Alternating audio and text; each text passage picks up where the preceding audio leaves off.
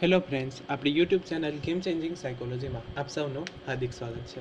આજના વિડીયોમાં આપણે આવનારી જે ફિલ્ડ ઓફિસરની પરીક્ષા છે એ ઉપરાંત જે વિદ્યાર્થીઓનું મનોવિજ્ઞાન છે એવા વિદ્યાર્થીઓ માટે જીસેટ અને નેટની પરીક્ષા તેમજ આવનારી ટેટ અને પીએચડીની એન્ટ્રન્સ જેવી પરીક્ષાઓમાં મનોવિજ્ઞાનનો જે વારંવાર પૂછાતો ટોપિક છે વૃદ્ધિ અને વિકાસ, તો એની ચર્ચા કરીશું. આ વિડીયો નંબર 10 છે, એટલે અગાઉના વિડીયો તમે ન જોયા હોય તો પ્લેલિસ્ટમાંથી તમે એ વિડીયો જોઈ શકો છો. તો વૃદ્ધિ અને વિકાસ જે છે તો એ અંગેની ચર્ચા કરીએ. તો વ્યક્તિનો જન્મ વૃદ્ધિ, વિકાસ અને પરિપક્વતાનું પરિણામ છે. એટલે કે વ્યક્તિ જે છે તો એનો જન્મ વૃદ્ધિ, વિકાસ અને પરિપક્વતાનું પરિણામ છે. વૃદ્ધિ, વિકાસ અને પરિપક્વતા એ પરસ્પર આધારિત છે. એટલે કે વૃદ્ધિ, વિકાસ અને પરિપક્વતા એ એકબીજા ઉપર આધારિત છે. વૃદ્ધિની અસર વિકાસ ઉપર થાય છે, એ જ રીતે વૃદ્ધિ અને વિકાસની અસર પરિપક્વતા ઉપર થાય છે. કુદરતના બે સર્જનો છે, એક તો સજીવ અને બીજું છે નિર્જીવ. તો સજીવ કુદરતના જે સર્જનોમાં ચેતનાનો સંચય થતો હોય તો તેને સજીવ કહે છે, જ્યારે નિર્જીવ કુદરતના જે સર્જનોમાં ચેતનાનો સંચય ન થતો હોય તો તેને નિર્જીવ કહેવામાં આવે છે. ઇમ્પોર્ટન્ટ અહીંયા છે, માનવ વિકાસની પ્રક્રિયાને સમજવા માટે મુખ્ય 3 આધાર સ્તંભો છે. તો આ આધાર સ્તંભો ફર્સ્ટ છે વૃદ્ધિ, વિકાસ અને પરિપક્વતા. તો આ યાદ રાખવાનું છે, માનવ વિકાસની પ્રક્રિયાને સમજવાના આધાર સ્તંભો કયા કયા છે? તો વૃદ્ધિ, વિકાસ અને પરિપક્વતા જે છે એ માનવ વિકાસની પ્રક્રિયાને સમજવા માટેના મુખ્યત્વે આધાર સ્તંભો છે. વૃદ્ધિ, વિકાસ અને પરિપક્વતા. તો હવે જોઈએ વૃદ્ધિ. તો વૃદ્ધિ કોને કહેવામાં આવે? તો વૃદ્ધિ એટલે શરીરના કદ, આકાર અને બંધારણમાં થતા ફેરફારો. ક્રો અને ક્રોના મતે કહેવામાં આવ્યું છે વૃદ્ધિ એટલે શું? તો શરીરના કદ, આકાર અને બંધારણમાં થતા ફેરફારને વૃદ્ધિ કહેવામાં આવે. નાનું બાળક હોય, જન્મ વખતે એનું કદ નાનું હોય છે. જેમ જેમ વૃદ્ધિ થાય છે એમ એના શરીરના અંગોમાં વિકાસ થાય છે, એટલે કે પરિવર્તન થાય છે, ફેરફારો થાય છે. વૃદ્ધિને શારીરિક પરિવર્તનોમાં જોઈ શકાય છે. તેથી વૃદ્ધિ એટલે કે કોષીય ગુણાકાર. કે વૃદ્ધિ એટલે શું છે? તો શારીરિક પરિવર્તનોમાં જોઈ શકાય છે. જેમ નાનું બાળક હોય ત્યારે એની ઊંચાઈ ઓછી હોય છે, જેમ જેમ ઉંમર વધે છે એમ એમાં વૃદ્ધિ થાય છે, એટલે કે ફેરફારો થાય છે. તો એ શારીરિક પરિવર્તનો આવે છે. હવે શારીરિક પરિવર્તનો આપણે જોઈ શકીએ છીએ, તેથી વૃદ્ધિ એટલે કે કોષીય ગુણાકાર. આર્નોલ્ડ ગેસેલના મતે વૃદ્ધિ એ વાતાવરણની નહીં પરંતુ સજીવની અંદર થતી પોતાની ક્રિયાનું પરિણામ છે. એટલે કે શરીરની અંદર જે ફેરફારો થાય છે એનું પરિણામ છે. એલિઝાબેથ હર્લોકની વ્યાખ્યા ઇમ્પોર્ટન્ટ છે. બાળકના જન્મથી તે પુખ્તતા પ્રાપ્ત કરે ત્યાં સુધી માથામાં 2 ગણો ફેરફાર થાય છે અથવા તો વધારો થાય છે. છાતીમાં 2.5 ગણો, ધડમાં 3 ગણો, હાથમાં 4 ગણો અને પગમાં 5 ગણો વધારો થાય તો એને વૃદ્ધિ કહેવામાં આવે છે. શરીરના અંગોમાં પ્રમાણાત્મક ફેરફાર થતો હોવાથી માનવીના આકારમાં સમરૂપતા અને એકરૂપતા જોવા મળે છે. શરીરના અંગોની વૃદ્ધિ જે તે અંગોના પ્રમાણમાં થાય છે. એટલે કે શરીરના અંગોમાં પ્રમાણાત્મક ફેરફાર થાય છે. હવે એવું બને છે કે કોઈ એક વ્યક્તિનો એક હાથ વધે, બીજો હાથ નથી વધતો, એ જ રીતે એક પગ વધે, બીજો પગ નથી વધતો, પરંતુ સપ્રમાણ થાય છે. તો એ કહેવા માંગે છે કે શરીરના અંગોમાં પ્રમાણાત્મક ફેરફાર થતો હોવાથી માનવીના આકારમાં સમરૂપતા અને એકરૂપતા જોવા મળે છે. શરીરના અંગોની વૃદ્ધિ જે તે અંગના પ્રમાણમાં થાય છે. વૃદ્ધિની પ્રક્રિયા ગર્ભાવસ્થાથી શરૂ થાય છે. તો અહીંથી ઇમ્પોર્ટન્ટ છે, વૃદ્ધિની પ્રક્રિયાની શરૂઆત ક્યાંથી થાય છે? તો ગર્ભાવસ્થાથી થાય છે. તેનો આધાર વારસામાં મળેલા જનીનો ઉપર આધાર રાખે છે. કોઈકવાર અંતઃસ્ત્રાવી ગ્રંથિના અનિયમિત સ્ત્રાવના કારણે શરીરના અંગોના વિકાસમાં અવરોધ ઊભો થાય છે. તેના પરિણામે ઊંચાઈ અને જાડાઈ ઓછી વધારે હોવી, મગજ અથવા તો મસ્તક નાનું મોટું હોવું વગેરે વિકૃતિઓ જોવા મળે છે. જે શરીરમાં વૃદ્ધિ થાય છે તો એની અસર કેટલીક વખત અંતઃસ્ત્રાવી ગ્રંથિઓનો સ્ત્રાવ અનિયમિત થાય તો એના કારણે જે અમુક ઉંમરે ઊંચાઈ વધવી જોઈએ તો એ નથી વધતી, તો એના કારણે ઊંચાઈ અને જાડાઈ ઓછી વધારે જોવા મળે છે. મગજ અથવા તો માથું જે છે તો કોઈક વ્યક્તિમાં નાનું અથવા તો મોટું હોય છે, તો એ અંતઃસ્ત્રાવીના અનિયમિત પ્રમાણના કારણે હોઈ શકે છે. વૃદ્ધિની પ્રક્રિયા મર્યાદિત સમયમાં પૂરી થાય છે. એક તબક્કે વૃદ્ધિ અટકે તે સ્થિતિને પરિપક્વતા કહેવામાં આવે છે. એટલે કે લાઈફ ટાઈમ વૃદ્ધિ નથી થતી, અમુક ઉંમર સુધી તમારા શરીરમાં જેટલી ઊંચાઈ વધવાની હોય એટલી વધી જાય છે. હવે એ સમય પૂરો થાય છે તો એ તબક્કે વૃદ્ધિ અટકે છે, તો એ પરિસ્થિતિને શું કહેવામાં આવે છે? તો એ સ્થિતિને પરિપક્વતા તરીકે ઓળખવામાં આવે છે. હવે જોઈએ વિકાસ. તો ક્રો અને ક્રોના મતે સમગ્ર દેહતંત્રમાં થતા ફેરફારને વિકાસ કહેવામાં આવે છે.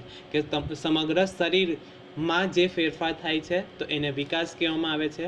વિકાસ એ ગુણાત્મક ફેરફાર છે. એલિઝાબેથ હર્લોકના મતે જે વિકાસ છે એ ગુણાત્મક ફેરફાર છે. પરિપક્વતાના લક્ષ્ય તરફ લઈ જતા ક્રમબદ્ધ, સુસંવાદી અને પ્રગત્યાત્મક ફેરફારો એટલે વિકાસ.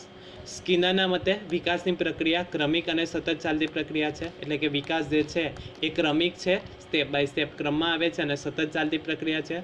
વૃદ્ધિની તુલનામાં વયના વધવા સાથે માનવીના વર્તનમાં થતા પ્રગતિશીલ ફેરફારોને મનોવૈજ્ઞાનિકો વિકાસ તરીકે ઓળખાવે છે. પ્રમાણાત્મક વૃદ્ધિ સાથે પ્રમાણાત્મક વિકાસ પણ સંકળાયેલો છે. વિકાસ એ શરીરના બધા અંગોનો ગુણાત્મક અને ક્રિયાત્મક ફેરફાર સૂચવે છે. વય વધવાની સાથે વ્યક્તિના વર્તનમાં પ્રગતિશીલ ફેરફાર થાય તો એને વિકાસ કહેવામાં આવે છે. વિકાસ એક સર્વાંગી અને સાંગોપાંગ પ્રક્રિયા છે. વિકાસ ક્રમબદ્ધ, પ્રતિકારક અને સુસંવાદી હોય છે. વૃદ્ધિ પ્રમાણાત્મક ફેરફાર છે, જ્યારે વિકાસ એ ગુણાત્મક ફેરફાર છે. તો આ યાદ રાખવાનું છે. વૃદ્ધિ શું છે? તો પ્રમાણાત્મક છે, ચોક્કસ પ્રમાણમાં ફેરફાર કરે છે, જ્યારે વિકાસ એ છે એ ગુણાત્મક ફેરફાર છે. હવે ઇમ્પોર્ટન્ટ છે વિકાસને અસર કરતા પરિબળો. તો વિકાસને બે પરિબળ અસર કરે છે. ફર્સ્ટ છે વારસો.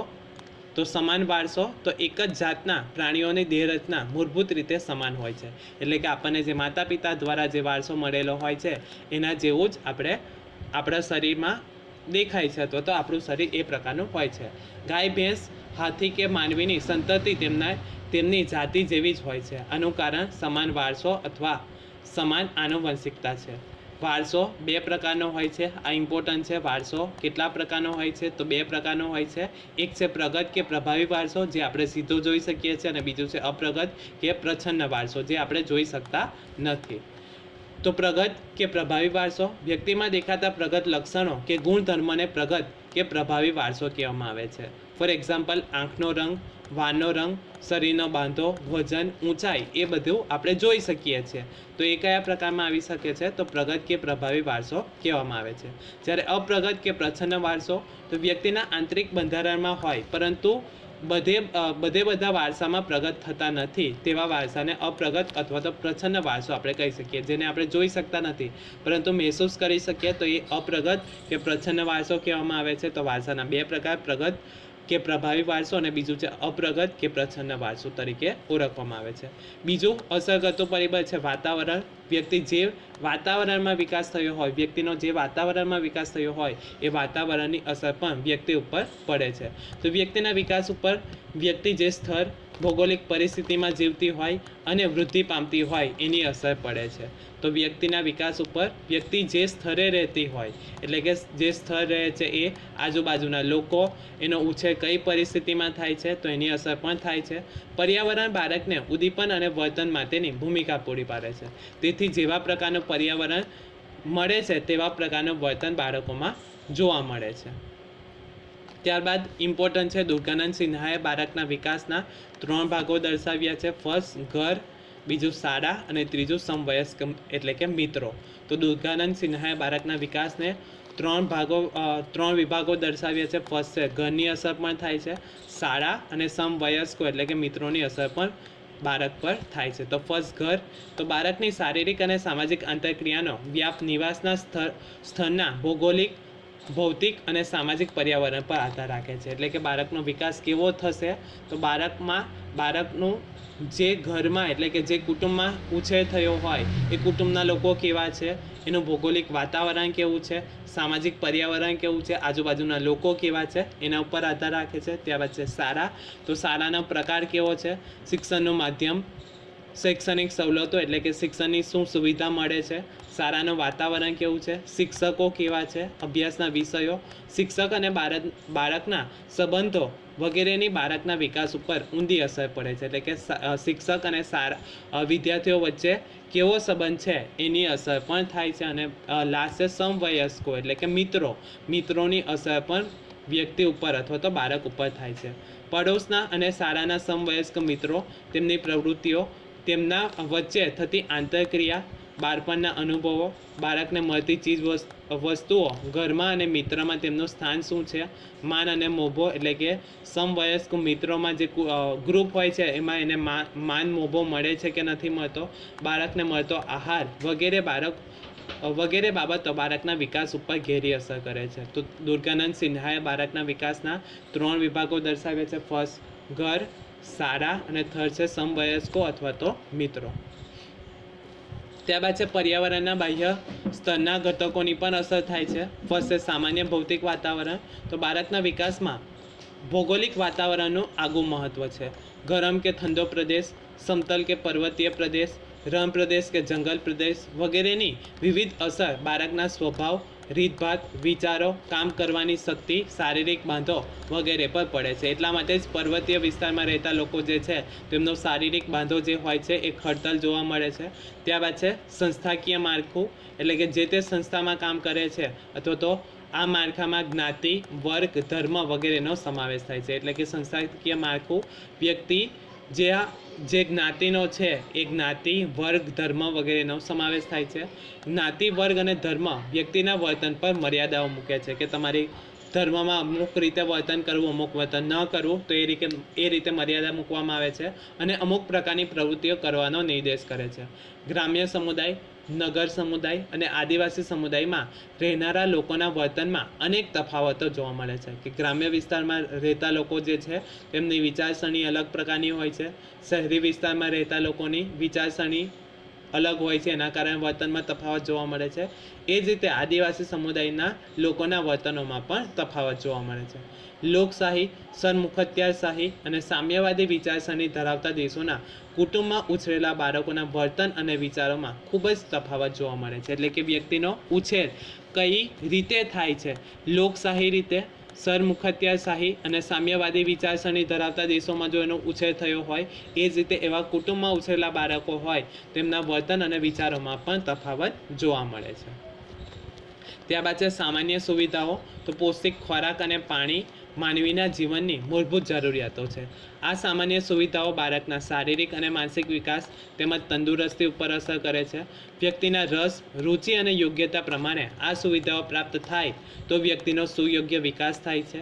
વ્યક્તિનું વર્તન ઘડવા માટે તેનું આંતરિક વાતાવરણ અને બાહ્ય વાતાવરણ પરસ્પર અસર કરે છે. એટલે કે વ્યક્તિનું વર્તન જે પ્રકારનું ઘડાય છે તો એના માટે આંતરિક વાતાવરણ અને બાહ્ય વાતાવરણની પરસ્પર અસર થાય છે. માનવીને વિકાસ શૂન્યાવકાશમાં થતો નથી. વિકાસમાં હંમેશા વિશિષ્ટ સામાજિક અને સાંસ્કૃતિક સંદર્ભો સાથે જોડાયેલો હોય છે. તો 3 પરિબળો છે. ફર્સ્ટ સામાન્ય ભૌતિક વાતાવરણ, બીજું છે સંસ્થાકીય માળખું અને થર્ડ છે સામાન્ય સુવિધાઓની અસર પણ વ્યક્તિના વિકાસ ઉપર થાય છે. આશા રાખું છું કે તમને આ વિડીયોમાં સમજ પડી ગઈ હશે અને જો તમને આ વિડીયો પસંદ પડ્યો હોય તો વધુમાં વધુ લાઇક કરો, શેર કરો અને અમારી ચેનલને સબસ્ક્રાઈબ કરો. Thank you.